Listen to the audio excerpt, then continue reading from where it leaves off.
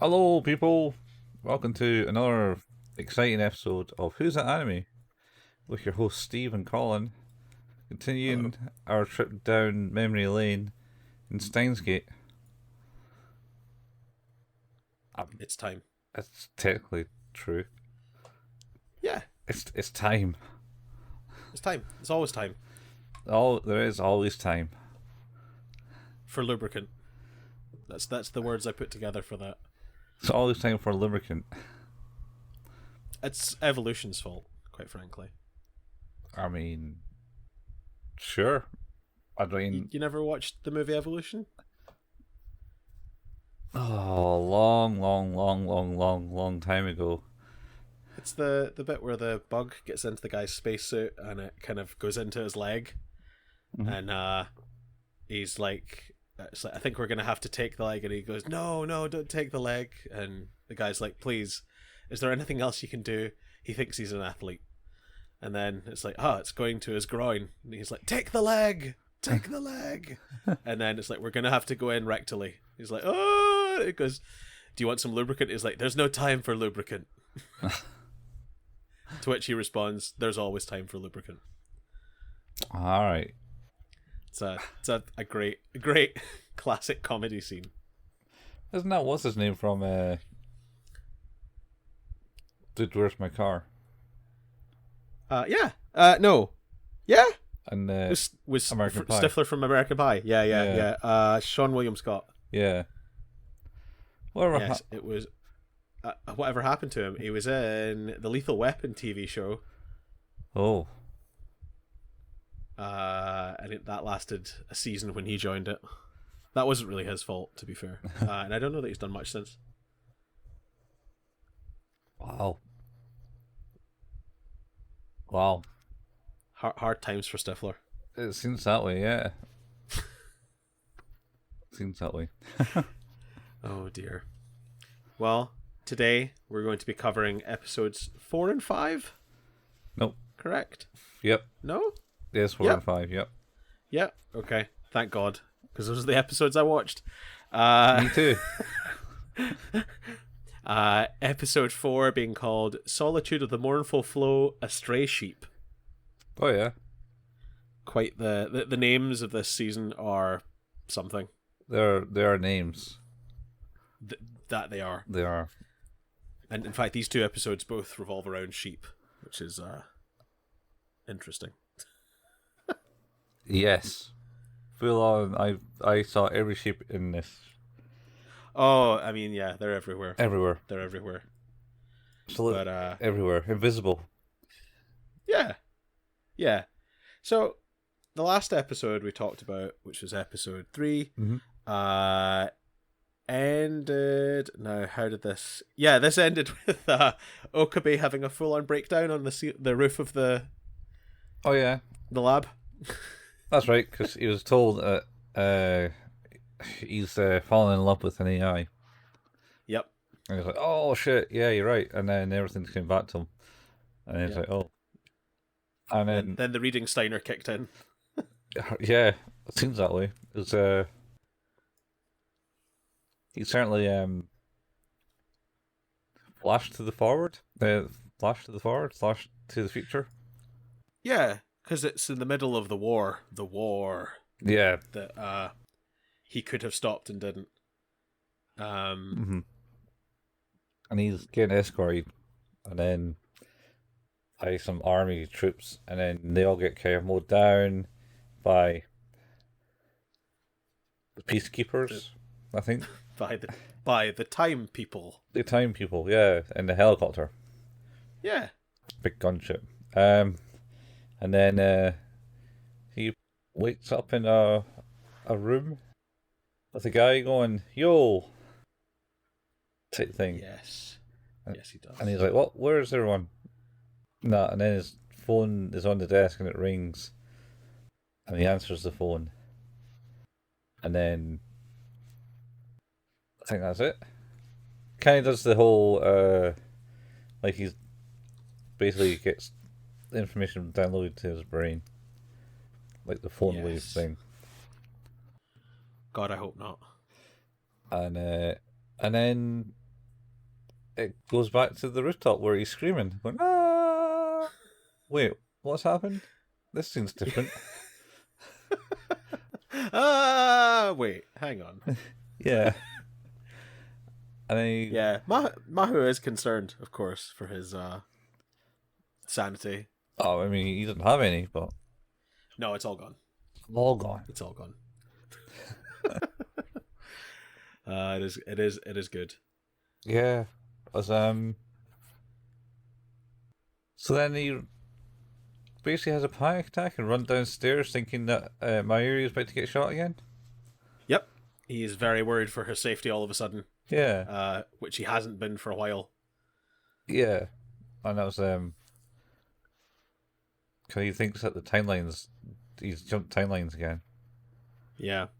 Because he had, did he not have flashes of mcuh again? And then that group bursting in through the door. Yeah.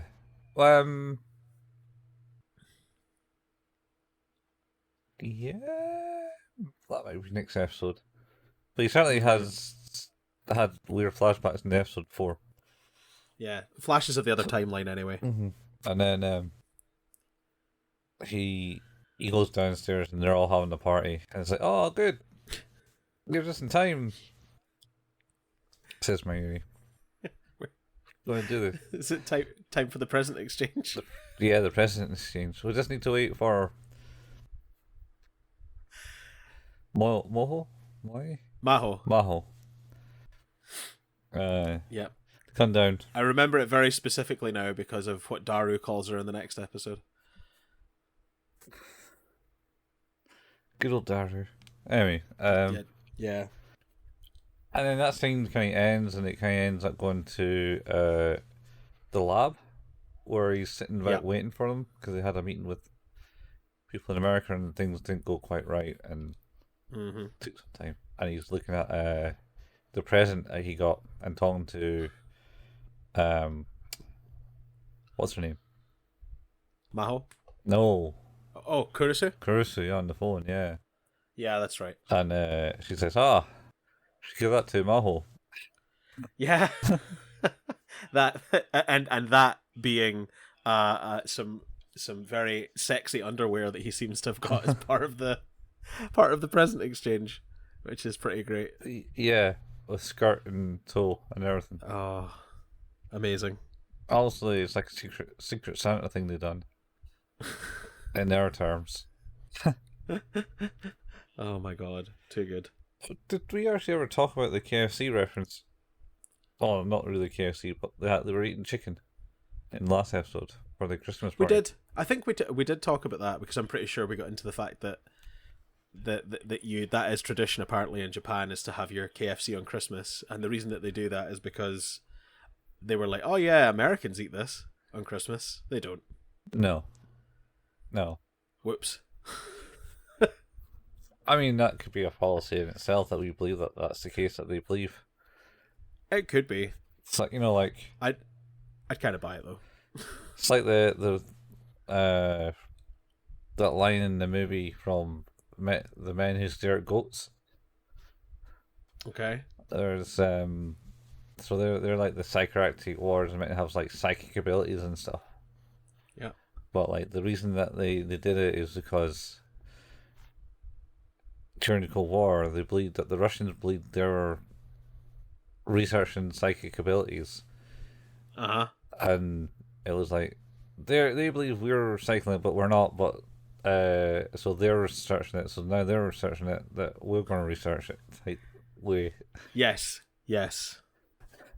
Yeah, I read the book a long time ago. Yeah. It's is it Ron Johnson? Ron Johnson? No, I had no idea.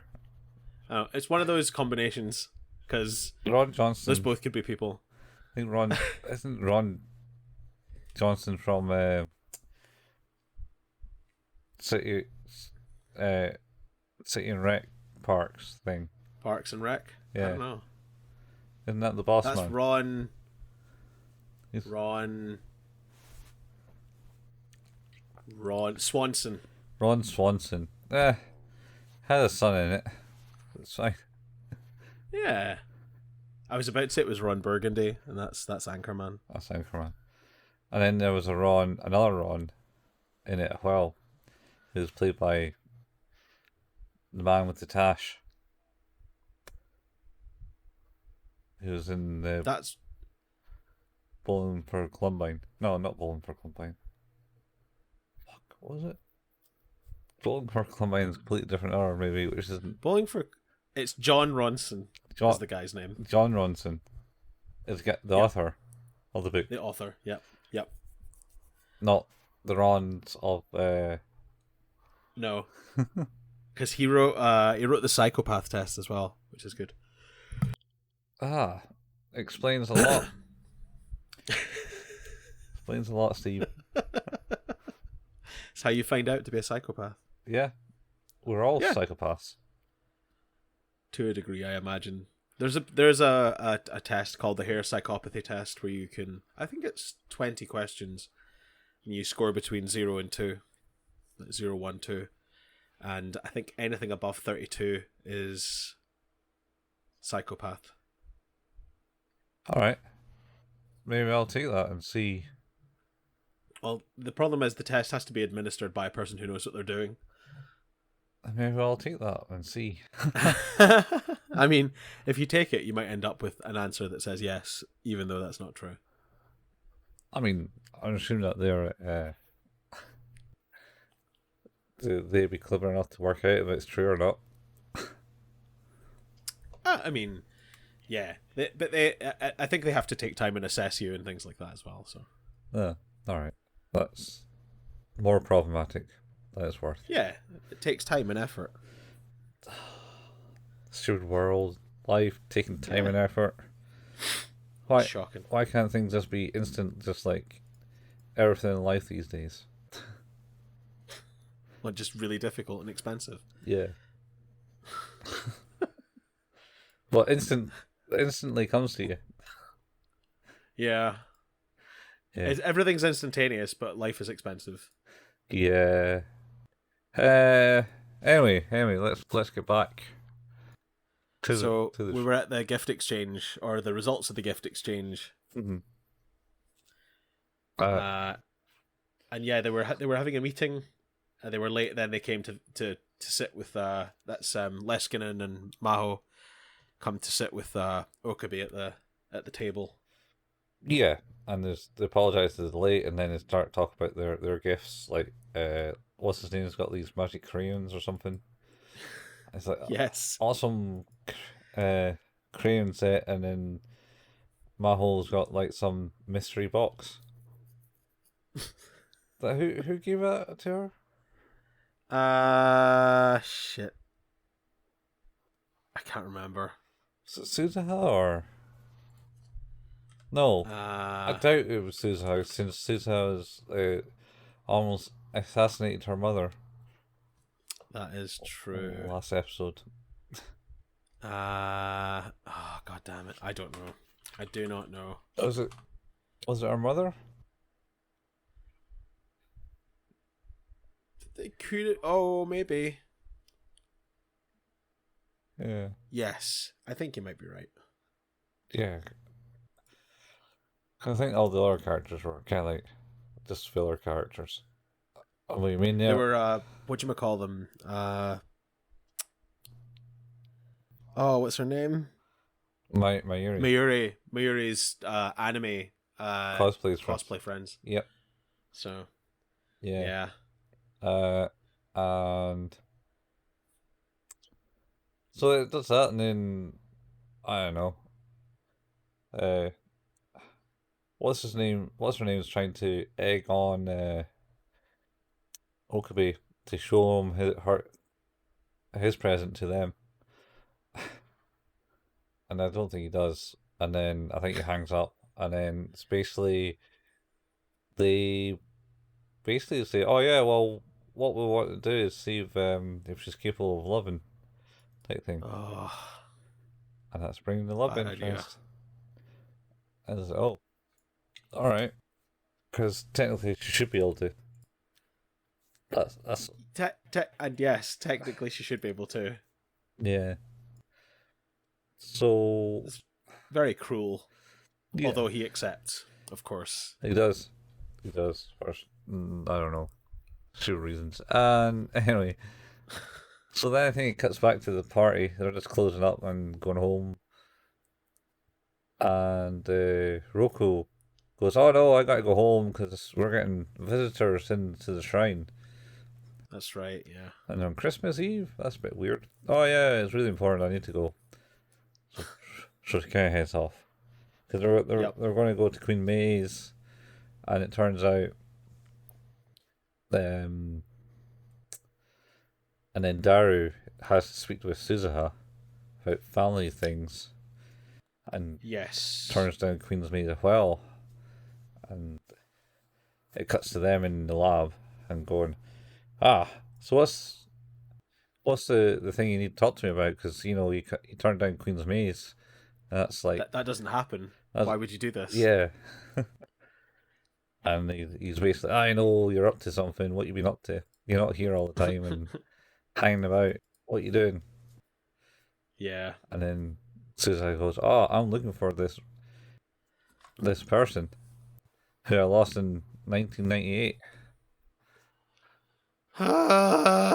Which turns out to be the kid that you see in the flashbacks. Yeah. We find out it's not only is she looking for a kid that she brought back to the past with her, which she never mentioned in the whole time she's been here. Yep. And presumably, the scary thing I'm trying to think about here is that must have happened in the other timeline too. Well, unless this is a new timeline. I mean, it is a new timeline, but I guess there's no reason for that to be different. I don't know. Unknown. But not only is Kagari Shina is the name of the little girl. Is she a little girl who's time traveled from 2036? It's also Mayuri's future adopted daughter. Yeah. That sounds about right. Springs that one on them. Yeah. You got to keep things rolling, keep it interesting in case it wasn't getting interesting. But it was fine. Got infinitely more complicated. Infinitely more complicated. Yeah. Yeah. It has. Anyway, so that sprung on him, and then I think he ends up phoning Okabe. Daru phones Okabe about it. Yeah. Yeah. And he's like, alright, I'll go and help. And he's talking away to Kurusu and asks if she can help him out how to find a missing person. No, she offers. It's like, "What are you doing?" And he's like, "Oh, I'm searching for someone who's missing." She's like, "Oh, I could help out." And he's like, "Are you allowed to do that?" She's like, "Well, not strictly." Oh, no, but that's after. First, she mentions that, "How would you go?" Ask him, "How would you go about it?" Yeah. And then she's like, "Oh, do you have any information?" It's like, "No." "Oh, well, it's really impossible then, because you don't want to go to the cops and stuff." And it's like, "Yeah." So he starts going to the library and searching for photos there.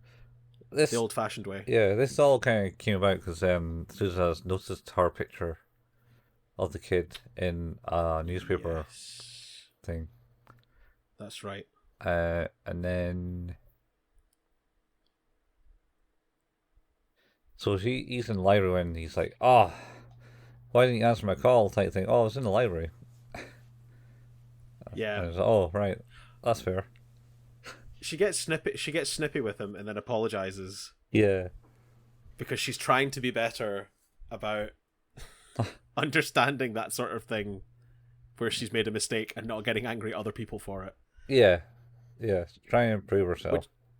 Which is interesting because I feel like that's come about from him, for those two talking specifically. Possibly. I think so. And then I think he goes to the lab and speaks to Daru. Yeah, they get together because I think he's talking about the fact that he doesn't have any leads that will be particularly useful. And I think Daru suggests, oh, well, maybe we should get someone else involved. Yeah. And of course, Suzuha is like, no, I don't really want anyone else involved.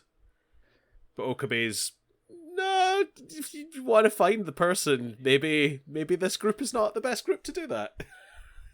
Yeah. He also remembers he basically asks like Ruka and Ferris, because he bumps into them on a bridge. That's right, so he does. And he's like, oh, have you seen anything about these people? Ferris comes back, pretty much, and goes, no. But wait, hang on. Have we jumped too far ahead?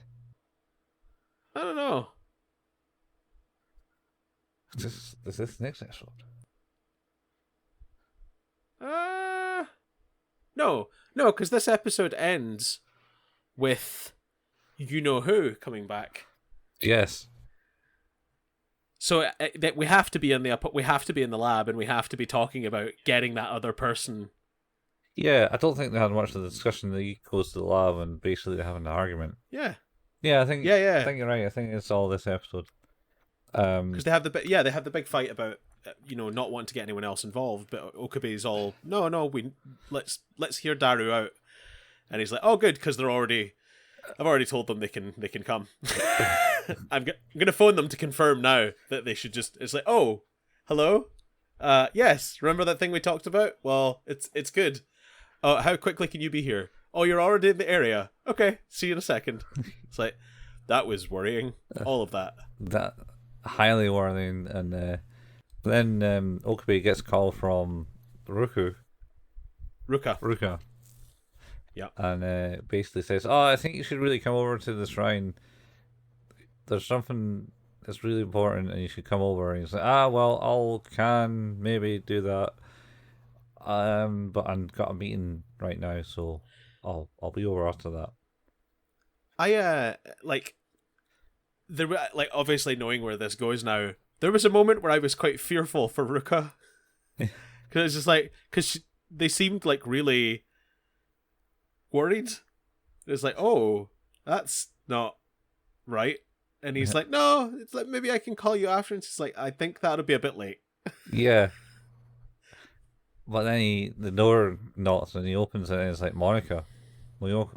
Moika. And it's like, she's back. Hi, I'm Moika. You may remember me from worldline 0.354. You may remember me from such other murders of your friends as Mayuri. Yeah. Yes. Yeah, she's back, and yeah, he has a. I think this is the bit where he does see the flashback of Moika coming through the door, but I thought he'd seen it more than once, but maybe I'm mistaken. Oh, yeah, he kind of gets the Reading Steiner of like seeing her involvement in the previous world line, and he kind of has a bit of a freak out. Yep. Full on freak out. It's like, oh, what? No, and he does his usual just staring in a panic, maddening way as they're talking to her, and she turns out she's a journalist in this timeline. Yes. Who's been tracking the ghost. Because that's the other thing. Ferris, when he speaks to Ferris, he says, oh yeah, there is a rumour about a Brady girl ghost has been seen around the radio tower. Which seems like a kind of weird thing to her to say, because she obviously thinks that's probably Suzuha herself, I think. Yeah, that's a valid point. I would have thought that would... But she says it in a way that makes it really weird. Yeah. But I think that's the end of this episode, I think. Because the next episode, I think, picks up as they're kind of agreeing how to go about the search, no? Yeah, more or less. I think it is. Because it's like, oh shit, yeah. Monica, flashback, Mary's face down dead. and bunch Credits. of dudes. I think there might maybe a bit more, but yeah, there's not much more. Yeah. How did you find this episode then? They seem to have added a lot. You kind of started off strong and concise, and like you kind of know where it's going, and then they just kind of threw this other thing into. Oh yeah, you remember that girl we've been showing flashbacks about? She's actually went back in the past too. It's like, what? Why? What's it all about? Will it come clearer? Is it just some random ploy? It's like, oh, let's just distract things and fill it out. I don't know. We should probably point out though, I think it is in this episode where we do get that flashback of Mayuri in the future pleading with Suzuha to take the girl with her to Kagari with her. And she obviously, the girl doesn't want to go, but Mayuri gives her the little upa and it's like, take this with you. Yeah. Because that comes into play.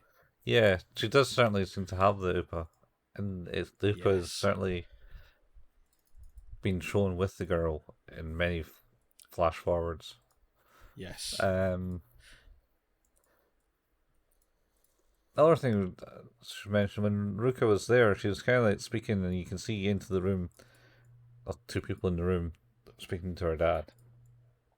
Yes, we don't really know who they are. There's no inclination. We haven't seen the characters before, so yeah, one's got red hair. Wink, wink, nudge, nudge. So yeah, would you rate it then? It's definitely getting more confusing. I'll grant you that. I'm going to say a 7. I agree. It's by no means bad. It feels a little rushed to try and get some of this stuff in, because I feel like it's going to need to be. There's going to be a lot of conversation around it throughout the series. So yeah, I think that's probably fair. So yeah, then it leads on. Like that is the one thing, is I think in the previous season there were some episodes that like did just step to step to step to step, but I think every episode in this one has literally been like running as it's like been a whole big through line so far. Yeah, I think it's all kind of rushed. I don't know. Maybe on purpose. Like it doesn't feel like it's too rushed. I do think that last episode definitely felt like it was like, just answer these questions. Get this stuff in. Get this stuff in, because we need to start talking about it now. We only have 20 more episodes. This is important. But yeah, so we jump into episode 5 now, which is Solitude of the Astigmatism Entangled Sheep. What's with the sheep, man? I don't know. I do not know. But yeah, this one picks up exactly where we left off, which is with mcuh. And yeah, we said like she's now an editorial journalist of sorts in this worldline. And Daru had spoken to her about helping the search for this young girl who had come through the time machine with Suzuha and has been lost for the last 12 years. Yeah. We should say that I think it is in the previous one as well, with a flashback to, or is that this one? I'm trying to remember. There's a bit where we see like the girl's reaction of waking up, like from the crash. Oh, from the time machine. I think that might be this one. Yeah, might be the start. Maybe you're right. Yeah, you know what? You might be right. It's basically her sort of like disoriented and kind of threatening with a gun. Suzuha. Yeah, so Suzuha was going to do something to the computer, so it'd be okay. It wouldn't suffer from the Y2K bug. Yeah. And then she was like, "That's going to change the past. I can't let you do that." But that's our whole goal, to change the past. And then she's like, sees a gun, and then kind of like points the gun at Suzuha. Yep. And I think that's all we really see. That's all we really see. Yeah. Is that the start of the episode? Actually, that might be the start of the episode. It's good. Yeah. Go to the credits. and then it transitions back into the lab with Moika, and yeah, she's been hired by Daru. Oh, is it? Maybe not. You know what? Actually, I think there is a little bit more at the end of the last episode. They run so tight. I think they do explain, go and do this, and she's like, okay, I'll go and do that. And then the start of this episode is her coming back and going, okay, I've done that now. I got this report. Yeah, because Yeah. I think this is the conversation where it's like, oh, this is not easy, but here's the information I have on this person. And the big revelation is that they're not the only people looking for her. Yeah. Some foreigners looking for her too. Yes. Yeah, that's an interesting point. And also, right, the last episode, is this... I don't know. I watched them literally less than an hour ago. Yeah, me too. I think that's the thing with the episodes running like that, is it's difficult to remember exactly where it starts and stops. It's and because the whole show is out of sequence deliberately because it's trying to give you glimpses, I keep misattributing where these bits are. Yeah. Because my memory's shit. Yeah. Or maybe that is this episode. There's a bit where Okabe's like in the lab talking, I think, about the thing, and then he sees the professor walking along a corridor, and he goes, "Oh, that's the professor," and he kind of like goes up to the corridor to look for him, and it seems like it's blocked by boxes or something, and there's no way for him to go. Yeah, that's interesting. That was a weird... I don't remember where that fits in. Oh, I'm gonna sneeze. There goes my eardrums. Oh. Stupid allergies. Oh Oh. well. Good thing you'll be what do we call it?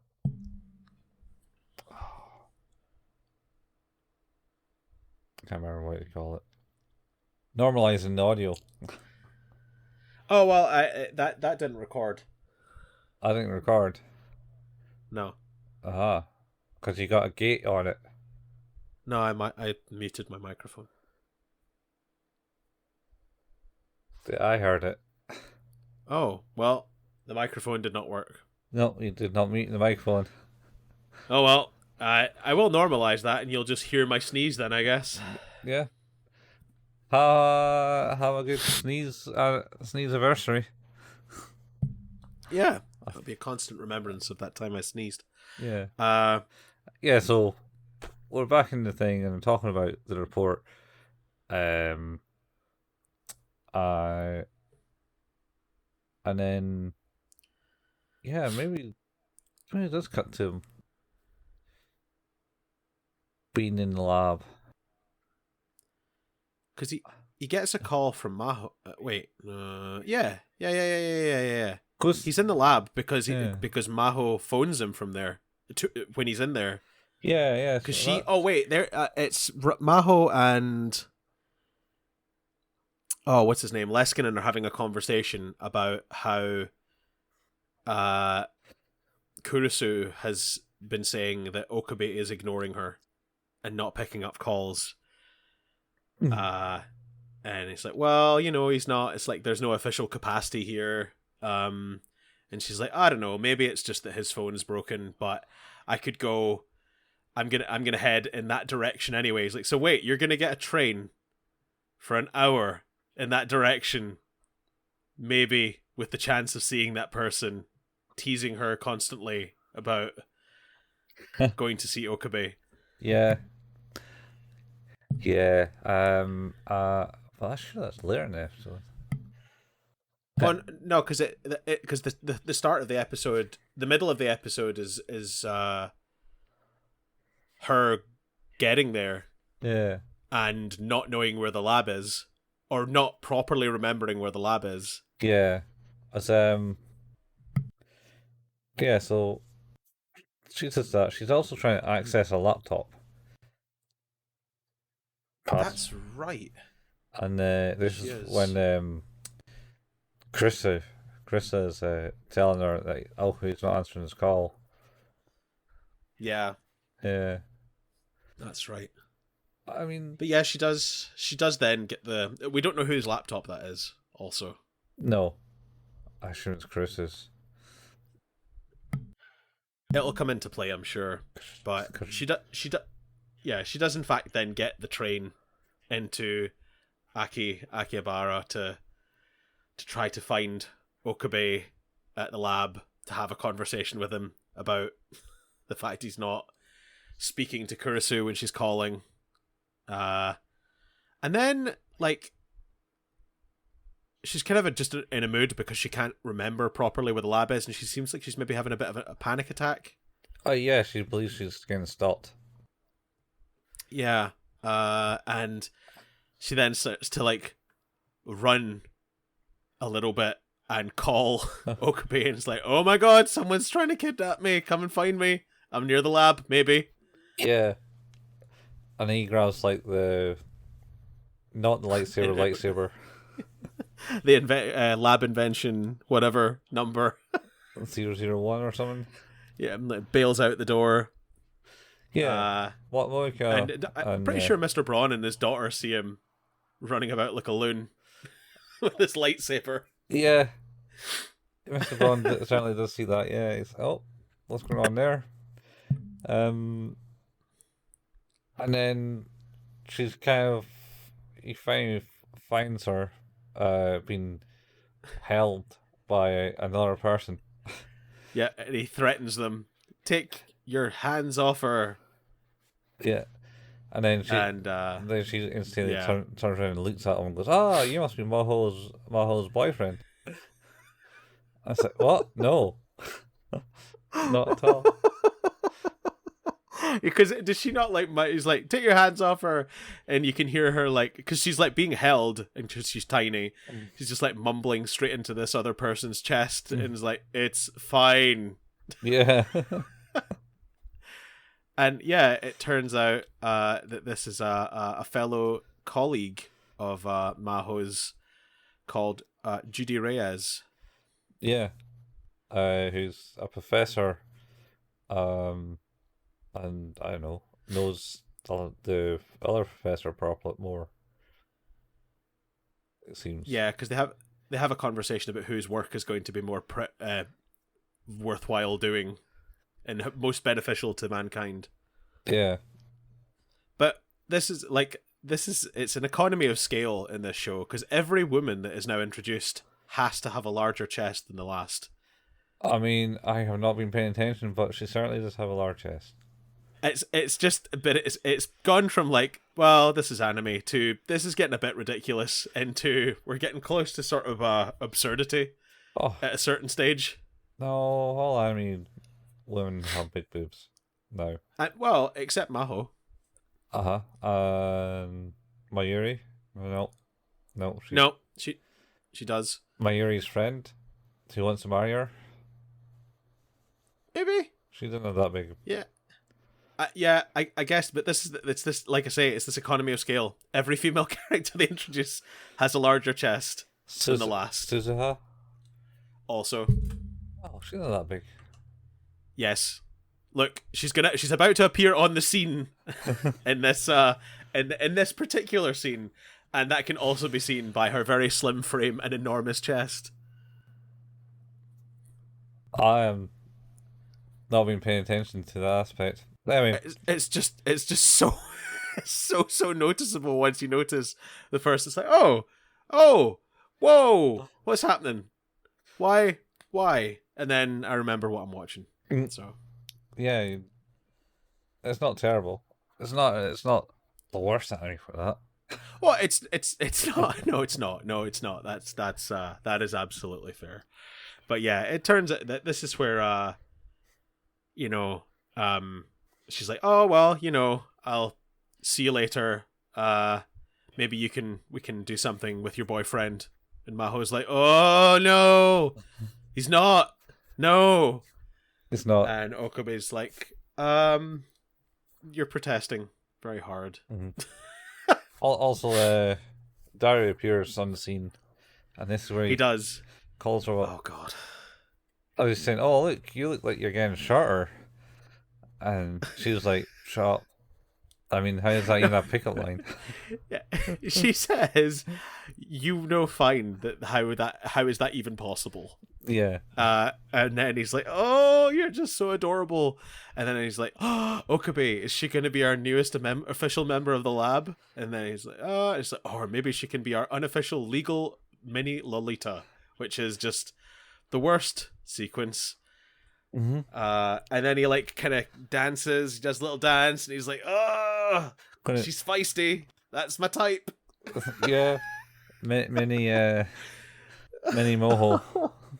Mini Mo. Oh no. She literally is going to kill him. Well, he's like, "Well, we can call you Mini Maho," and she's like, "You will not. You will absolutely not. I will see you in your grave before that is a reality." Yeah. Yes, it will. Oh, so awkward. Fuck you, Daru. Yeah. Back to classic Daru. So he goes to the lab and they have a conversation. Him, Okabe Yep. and Maho about how he's not talking to Carissa anymore. Yeah. And like, I can't remember what came with that. Okay. Well, the conversation essentially is like, "Look, maybe you shouldn't do this," and he's like, "No, like, I want to," and it kind of revolves around like she feels like he's lying, which he is, about how close they were. Oh yeah. And she's like, I'm not stupid. Like, she was obviously more to you than you've said. But I think he just basically convinces her that it's like, no, I really want to keep doing this because I need her in my life. Yeah. And she's reluctant, but I think understands, because I think she's almost in a similar situation where she'd rather it wasn't Kurisu that she was talking to, but also there's a niceness to still having her there. Yeah. Yeah. And that's kind of the end of that conversation. So I mean, Yeah. I don't know. It seems rather weird in the sense that he's not talking to her, even though the last conversation they really had, that they didn't seem to have like any disagreement in what was happening, and she was going to help him find this person that they're looking for. Yeah, I wonder. My inclination is that it has been really ever since the kind of Reading Steiner, the awkwardness has become more, because he's remembering more vividly more and more about the reality of that world line and what was sacrificed and what happened. And I think the almost picking up at that point was just out of reluctant frustration that he was getting nowhere with his task and wanted to talk to someone about it. Yeah. Because he wasn't even really, like, she already says, she's like, "I've been trying to call you." And he's obviously not been picking up. He could have just stood up and gone to answer the phone, but didn't. He'd just been ignoring the calls. So I think, like, ever since the kind of breakdown at the party, I think he's really been struggling with actually speaking to her. Well, I think that because it goes back, because there's a point where I think he phones her later in just after the party, and she says, "Oh no, it's fine because you instantly called me back and apologized." And he's like, That's don't remember that.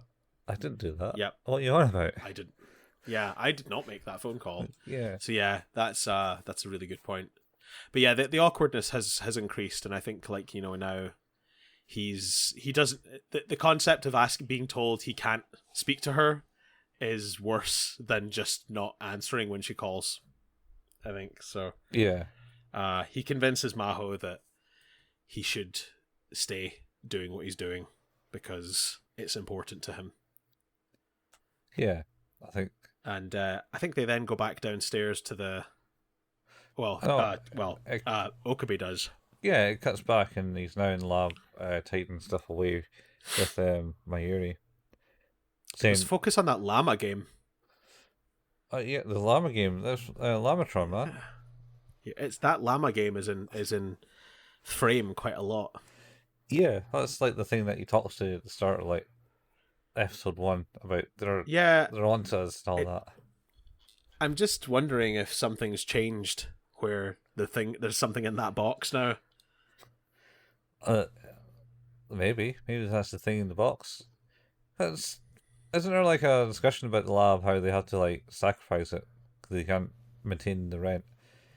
Also, it's a quick point actually because Daru said that he'll pay Mocha's expenses and stuff like That's that. right. And I was like, why they didn't have any money?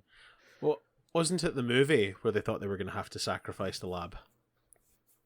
Oh, maybe that was the movie. Yeah, that did come up at one point, and I think it was because Okabe had become less. He wasn't there anymore. Yeah. In that way, I don't know. That wasn't the movie though, was it? No, maybe it was that. I don't know. I don't think that's an issue anymore. Anyway. Yeah. Because Mr. Braun doesn't seem to be like beating them down for rent or anything. So. Yeah, maybe you're right. No, maybe that was the movie. Because it was Mocha that delivered the message in the movie. Oh yeah. Yeah. That was it. Yeah, maybe. So everything merged into one.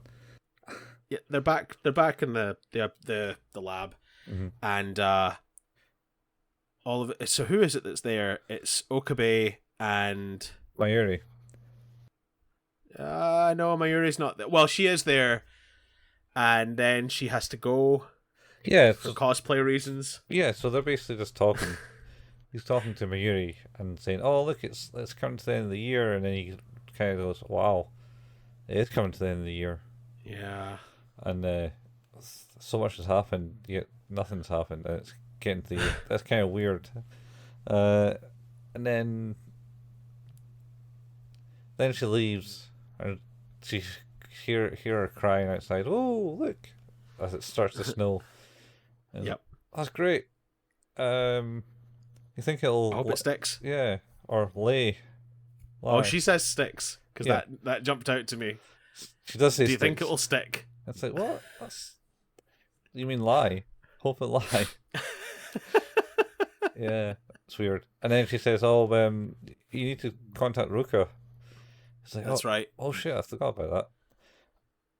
So he tries. Here's the thing, right? Mm-hmm. How quick did Mocha get that report for them? Because Ruka phoned just before Mocha gets there for the interview of getting the job, and then he hasn't done anything since with Ruka. No. And then Mocha's come back with a report, which I assumed would have taken maybe a couple of days to fill out. And then I mean, maybe he just genuinely forgot. Yeah, I don't know. It just seems weird that she seemed so anxious to do it that she wouldn't then recontact him again. Well, I think the problem is that also it's still New Year's. It's not quite New Year's because it's in between Christmas and New Year because he just tried to phone her and then she didn't answer. So it's and then there she is. Yeah, they are. She hit them. Yeah. I struggle because I know that it's because he calls her Rukako. And of course he was a she, and ever since he was a she and then returned to being a he, I've tried to refer to it as her, them, or they because I don't feel good about doing one or the other now. I don't know. That's a weird gender thing. Well, it's difficult because like there's the confusion around Rukako's gender anyway, even on Rukako's part. And then it does actually change. Yeah, so she's certainly dressing a lot more feminine in this one than the other ones. that is true. But then Ruka's there. Yeah, he's just sending a message because he goes, "Oh, maybe I think it's should be really busy for New Year, getting the shrine ready for that." And then she appears, and it's like, well, I came. I thought it'd be better if I showed you, so I brought this person. Which is Kana. Kana? What do they call her? Her actual name that we know is Kagari. Yeah. But it's essentially Kurisu's doppelganger. Yep. And Okabe has a bit of a wee breakdown. Yeah, in his head. He goes, "Oh shit, that's her." Yep. And then it transpires that she's got amnesia. Yes. And so she came with someone else to stay at the shrine. Mm. And that was the important guests that Ruka was talking about. Yes. When they left the party. And also, she's brought her here because figures that Okabe will maybe be able to restore her memory. Or help. And then he's like, nah. Memory's hard. Yeah. What are you talking about? I'm not like that. I'm not a neurological scientist. But he's working with people like that, so. Yeah. And then Ruka does ask that. It's like, well, if you can't help, maybe you know someone that can. And then Mayuri is back. Yeah.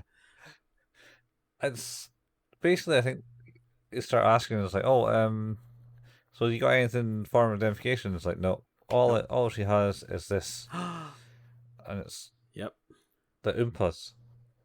It's the Oopas. fairy Oopa. Fairy Oopa. As we're about to find out. Yeah, because as Mayuri comes back in, she's like, "Oh, that's an Oopa. Look, it's like mine, but mine's green. No, this one's got wings." She says it looks like it used to be green. Used to be green. Mine's green. It doesn't, but it looks a little different because of different style. And it has wings, and it's for the new movie that just came out. Yeah, he's like, "Oh, if it's a new movie, why is it so old?" And he's like, "Oh my god." Yeah. I really liked his realization because it's like, oh no. Yeah. Immediately. Yeah. It all kind of clicks together with all of a sudden he's like, oh yeah. It's like, oh my god, this has to be Kurisu. Maybe Kurisu's daughter that Mayuri adopted in the future and has now come back. Oh my god. Something like that. Oh, wow. I don't know if he's thinking that along those lines, but Mayuri starting when Mayuri comes through the door, she goes, "Shit! Oh, I know her," and then instantaneously blacks out as she falls to the ground. Suzuha also comes through the door.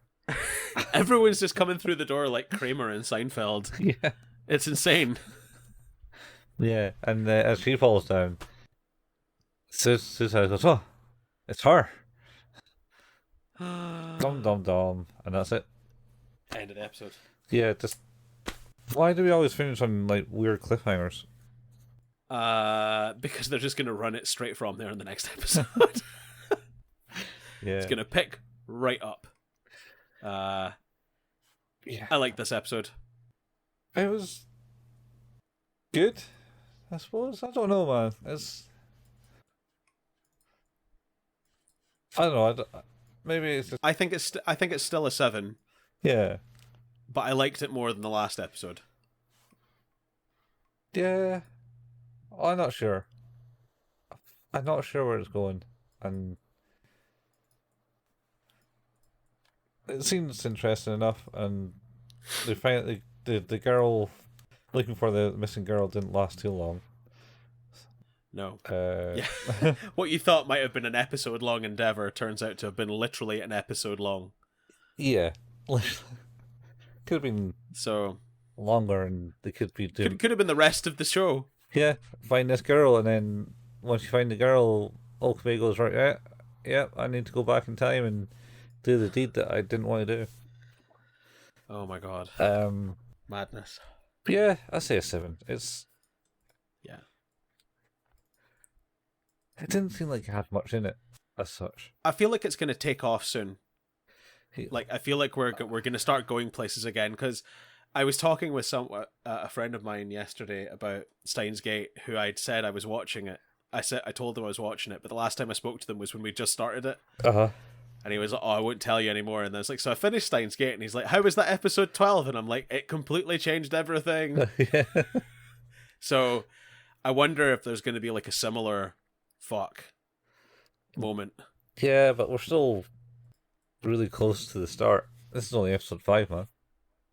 Oh yeah, but like even at that, like the great part about the twist at episode 12 in the first season is the fact that it's come from 11 episodes of build up.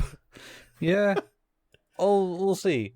There's something mental's going to happen. It's going to turn out that Mahol is working for the evil organization. Oh my god, that'd be so. Which is like a subdivision of CERN, and the secret other project that's maybe going to change the world is the time machine with what's her name, the professor. I have a suspicion that Leskinen is one of the foreigners looking for Kagari. Oh yeah, I agree. I think that's going to be a thing. And he's going to be working for CERN. And so is Judy Reyes is probably involved in there somewhere too. Yep. That's what I'm saying. She's the one working on the time machine. Yeah. And it's all going to come together, and then realize that both of them are actually time travelers from another world. Fuck. And aliens was going to come down and take control, just like in Howard the Duck. Oh my god, let's not go there. Where the guy gets possessed by aliens. Oh man, that movie is not good. I watched it as a kid. Me too, which is not a thing you should watch when you're a kid. Turns out no. No, it's not good. Not good for children. But I also watched like Gremlins and Critters when I was a kid, because for the animals, your man. parents don't know better. They're like, oh, there's like stupid little creatures in it. I'm sure it's fine. Yep. It's not fine. I mean, they didn't let you watch The Thing. They did not. I let me watch that.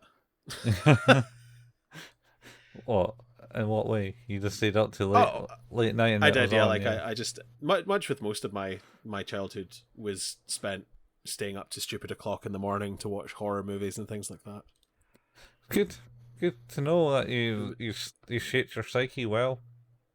Yeah, well, I mean, it's like I think it was Mark Kermode used to do a thing on Channel 4 where it was unique and interesting horror movies, and he would like do a little intro for them, and it was on at like midnight. Mm-hmm. I was maybe a bit later on, like in my teens and stuff like that, but I used to spend hours just watching those. And most of Channel 5's like, what was it, Other Side or whatever it was called, they had like a weird clip show that was just mental clips from other countries' television and cinema. Yeah, maybe. I don't really remember those. Yeah. Anyway, everything's just instantaneously there now. It just doesn't have the hold. No, that's why too easy to buffet. Yeah, that's why I just watch YouTube shorts now and then lose hours. It's like, Jesus fuck. That's why I have watched American Dad every night for the last 5 weeks. Yeah. And have made it through a season or two. Like, I just watch the same ones over and over. Not good for you. Anyway, I digress. We've done it. This has been another episode of Who's That Anime. We have covered episodes 4 and 5 of Steins Gate Zero. Mm-hmm. our home base for this show is at anchor.fm/who's that anime, and the podcast can be found at all places where good podcasts can be found: Google Podcast, Apple Podcast, Spotify, Amazon Music, what's the other ones? Stitcher, Audible. Those are places. Yeah, Pocket Cast, Overcast, all that stuff. Yep. We don't make any money from this, so if people if you like what we do, then it would be amazing if you would want to tell other people about it. That would be an amazing thing. And similarly, if you like what we do, leaving us a review is awesome too. 5 stars is always welcome, and anything less with some constructive criticism is also extremely welcome. Love to read ways that we can improve what we do. Mm-hmm. We have a Facebook page. Yeah, I went through show, channel, other word. Yeah, we have a Facebook page. That's facebook.com/ what was that? A Facebook site. Facebook site. Yeah, we have a GeoCities and an Angel Fire. Kids, ask your parents. But yeah, the we have a Facebook page. That's modern, right? More modern. Facebook.com/ who's that anime, where we kind of share when the new episodes come out, the occasional anime memes, bits and pieces there.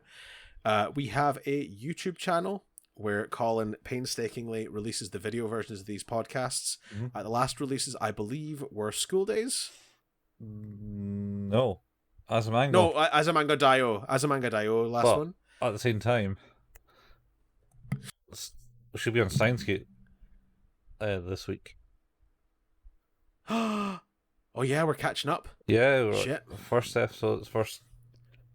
couple of episodes are Steins podcast. Amazing. It's going to be out. There we go. Finally catching up. We also have a Discord. I have yet to create a very good shorthand URL for the Discord, but I will put the link to that in the show notes. Colin and I like to play video games sometimes. Colin at twitch.tv/couchfuel and myself at twitch.tv/hailpayman. You can find archives of both those on youtube.com if you search for the channel Couchfuel for Colin and search for the channel Hail Payment for me. Both links to those will be in the show notes. And I suppose a very quick thank you to Mr. Taylor Gray, who wrote our very nice theme music that has been in the last few episodes. Keeping that going for now, liking how it's doing. So any feedback on that as well, also welcome. Taylor Gray? Mm-hmm. Is in relation to Taylor Swift? That's not how relations work. It's not how relations work. It's not even close. As if he was his name was Japanese.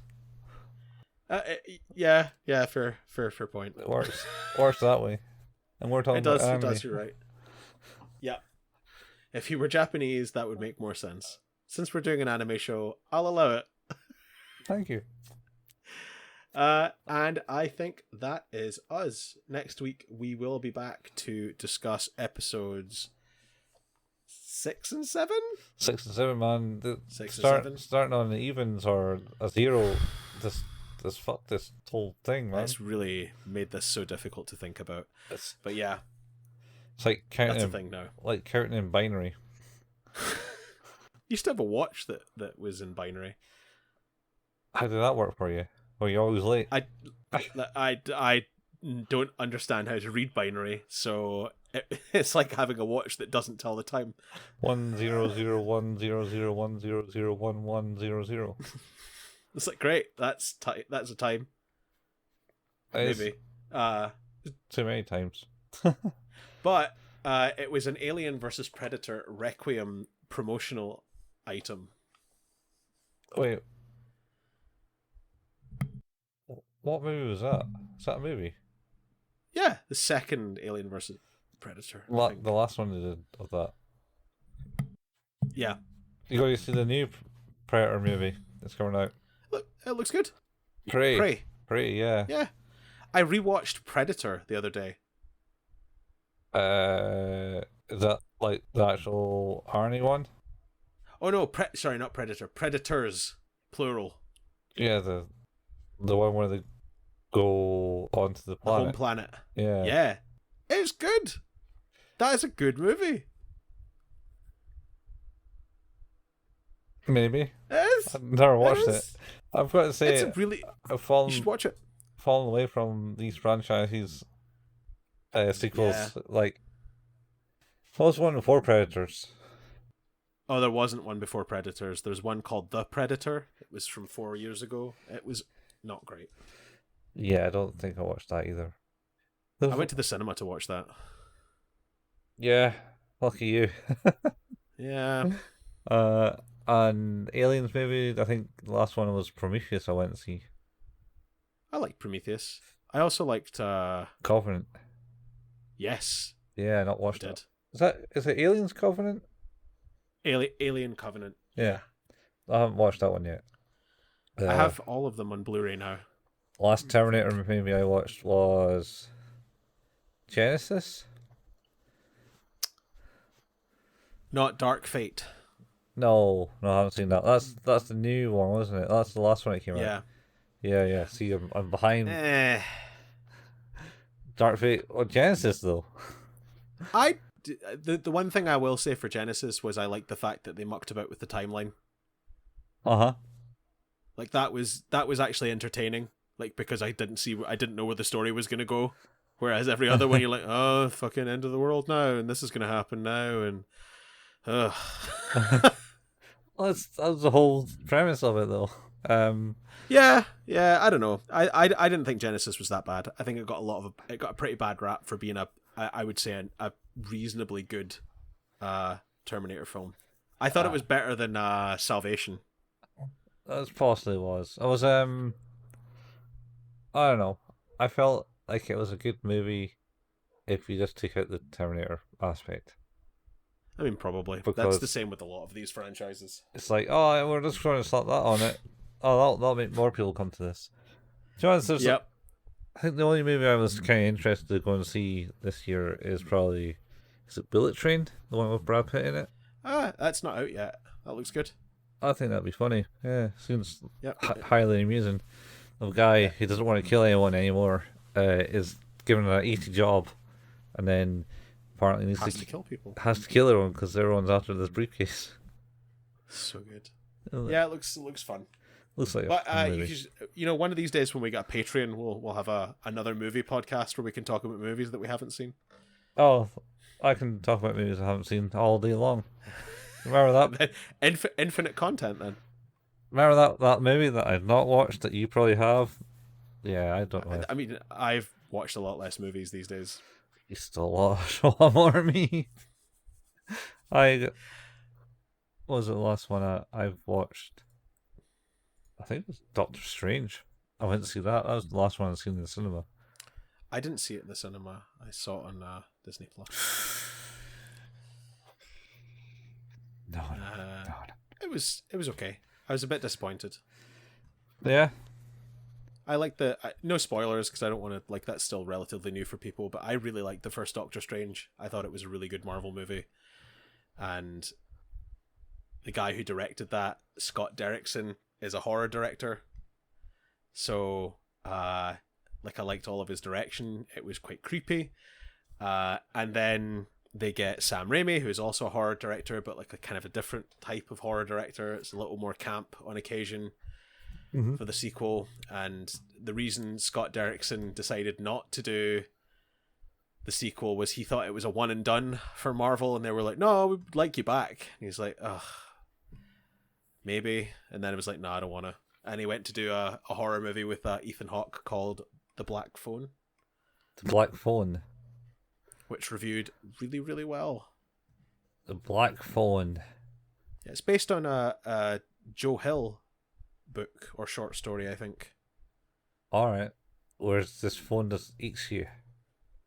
It's like it's a guy who kidnaps children and puts them in the basement, and this phone that's there that doesn't appear to be hooked up is ringing, and there's another kid talking to this kid in the basement. Alright, okay. It looks really good. And all along it was the kid that's talking to himself from the future. I mean, maybe. Who knows? But and then I will say CERN comes in and oh no. In closing though, everyone should watch the movie on Netflix, I'm Thinking of Ending Things. and then contemplate existence for the next however long. Oh, I already do that anyway. Anyway. But yes, we'll be back next week with more Steins Gate Zero and probably some more segues as well. Oh, always about the segues, man. That's our main aim of this podcast, isn't it? Oh yeah, legit. Legit. Screw the anime. Segue it. Segue all the way. Oh man, we should just get some segues and come in. Do segues on segues. Yeah, we should come in, start out one episode on segues. Shit. That's meta. Let's do it. Let's commit to do it. TM. Well, just rent them out, right? Because I don't want. Yeah. And also, can you still get them? Because I thought they kind of got banned. I don't know. Like my deepest concern right now is that both of us operate this show from the first story of our properties, and that's not really where a segue should be. You get the ones that go upstairs. Do you? No. Well, we can modify them so they can. So like those parcel barrels have like the 3 wheels on them. Yes, for going upstairs. Yeah, we can do that. We'll talk. I also feel like it's really, really dangerous and bad since potentially a terrible idea. Because segways are moved by maneuvering your weight in a certain direction. Yeah, so if you lean forward, and it just the weight falls out underneath you, and it just starts grinding you up the stairs. That'd be pretty funny. Yeah. Shit. No. Okay. Yeah. Maybe we need to rethink this. Anyway, we'll be back next week with more anime. Yeah, more anime. Same anime place, same anime time. That's the ones. This has been Who's That Anime. We'll catch you next week. Ciao now. See you in the next one, folks. Yep. Bye. Boys.